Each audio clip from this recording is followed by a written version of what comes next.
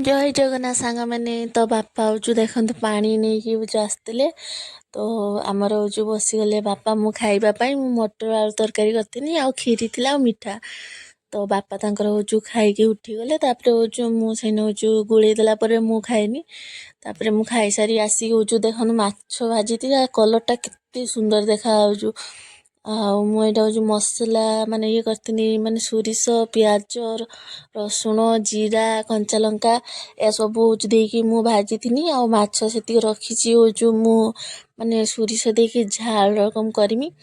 ଆଉ ମୁଁ ସୋରିଷ ହଉଛୁ ତ ବାଟିକି ନେଇ ଆଣିଥିଲି, ପିଆଜ ବି ମୁଁ କାଟି ନେଇଛି। ତ ମୋର ମାଛ ଭଜା ସରିଲା ପରେ ଦେଖନ୍ତୁ କେତେ ସୁନ୍ଦର ଧନିଆ ପତ୍ର ପକେଇକି ମୁଁ ଗୋଟେ ଝାଳ କରିଦେଇଛି। ଆଉ ଆମ୍ବୁଲ ଗୋଟେ ପକେଇ ଦେଇଥିଲି। ଆଗେ ଫାଷ୍ଟ ହଉଛି ମୁଁ ମୁଣ୍ଡ ପକେଇ ଦେଇଥିଲି, ତାପରେ ହଉଛୁ ଚେକା ଯେ ମୁଁ ରଖିଥିଲି ସେଇ ଗାଉଁଛା ଦବା। ତ ହଉଛୁ କିଛି ସମୟ ହେଇଗଲେ ସେ ମାଛ ଭିତରେ ସେ ମାନେ ତା ରସ ଟିକେ ଭେଦିଗଲେ ଭଲ ଲାଗିବ। ତ ସେଇ ହଉଛୁ ମୁଁ ସେରକ ଛାଡ଼ିଦେନି। ତ ମୁଁ ଇଆଡ଼େ ହଉଛୁ ମାନେ ତରକାରୀ କରିବା ଟାଇମ୍ର ଆମର ହଉଛୁ ମକର ପାଖରୁ ହଉଛୁ ନାଗି ରହିଛନ୍ତି, ମାନେ ଗାଁକୁ ହଉଛୁ ମାନେ ଯାଆନ୍ତି ହଉଛୁ ମାଗିବା ପାଇଁ। ତ ଦେଖନ୍ତୁ ମକର ପାଖରୁ ହଉଛୁ ଚାଲି ଆସନ୍ତି ହଉଛୁ ଆମର ମାଗିବା ପାଇଁ। ତ ଆପଣମାନଙ୍କ ସିଆଡ଼େ ହଉଛୁ ଯାଆନ୍ତି ନା ଯାଆନ୍ତିନି ମାଗିବା ପାଇଁ କମେଣ୍ଟରେ କହିବେ। ରହିଲି, ଜୟ ଜଗନ୍ନାଥ।